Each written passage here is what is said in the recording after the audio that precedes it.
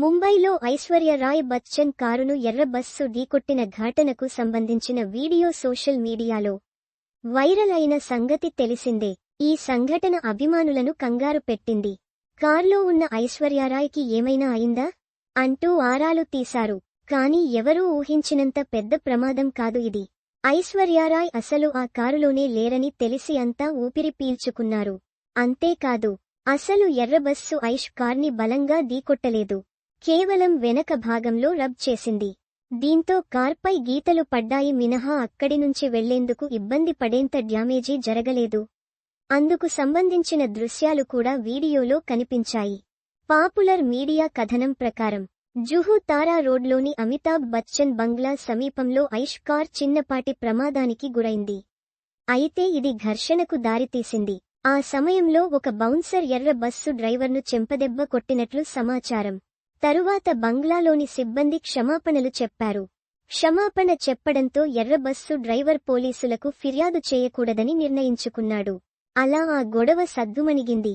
Best bus number 8021 route 231 గా పిలుస్తున్న ఈ ఎర్ర బస్సు జుహు బస్ డిపో నుండి బయలుదేరి అమితాబ్ బచ్చన్ నివాసానికి సమీపంగా వెళుతోంది. దారిలో ఉన్న లగ్జరీ కారు MH02GG5050 ను లైట్గా తాకింది. డ్రైవర్ బస్సు ఆపాడు. కానీ బంగ్లా నుండి ఒక బౌన్సర్ వచ్చి అతడిని చెంపదెబ్బ కొట్టాడని తెలుస్తోంది. డ్రైవర్ 100కు డయల్ చేసి పోలీసులకు ఫిర్యాదు చేశాడు. పోలీసులు వచ్చినప్పుడు బంగ్లా సూపర్ వైజర్ బౌన్సర్ చేసిన పనికి క్షమాపణలు చెప్పాడు. క్షమాపణ చెప్పిన తర్వాత డ్రైవర్ చట్టపరమైన చర్య తీసుకోకూడదని నిర్ణయించుకుని శాంటా క్రూజ్ స్టేషన్కు వెళ్లాడు. చివరికి ఈ ఎపిసోడ్లో బౌన్సర్ ఓవరాక్షన్ హైలైట్ అయింది. ఐశ్వర్య రాయ్ బచ్చన్ ఇటీవల మళ్లీ నటిగా బిజీ అవుతున్నారని సమాచారం. చివరిసారిగా మణిరత్నం దర్శకత్వం వహించిన 2 పొన్నియిన్ సెల్వన్ చిత్రాలలో నందిని పాత్రలో కనిపించిన సంగతి తెలిసిందే. పొన్నియిన్ సెల్వన్ 2 భాగాలు కలిపి ప్రపంచవ్యాప్తంగా బాక్సాఫీస్ వద్ద రూ. 800 కోట్లకు పైగా వసూలు చేశాయి.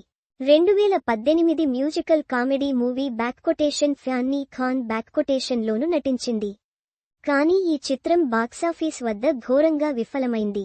ఐష్ తన తదుపరి సినిమాల గురించి ప్రకటించాల్సి ఉంది. ఐష్ కార్ అని ఎలా గుర్తించారు? ఐశ్వర్యారాయ్ కార్ యాక్సిడెంట్ అంటూ మీడియాలు చాలా అతి చేయడం ఈ ఘటనలో బయటపడింది. ఒక మీడియా ఛానల్ కథనం ప్రకారం ప్రమాద సమయంలో ఐశ్వర్య కారు దగ్గర ప్రజలు గుమిగూడారు కానీ అందులో ఐష్ కనిపించలేదు. కానీ అది ఐశ్వర్యారాయ్ కార్ అని ఎలా గుర్తించారు?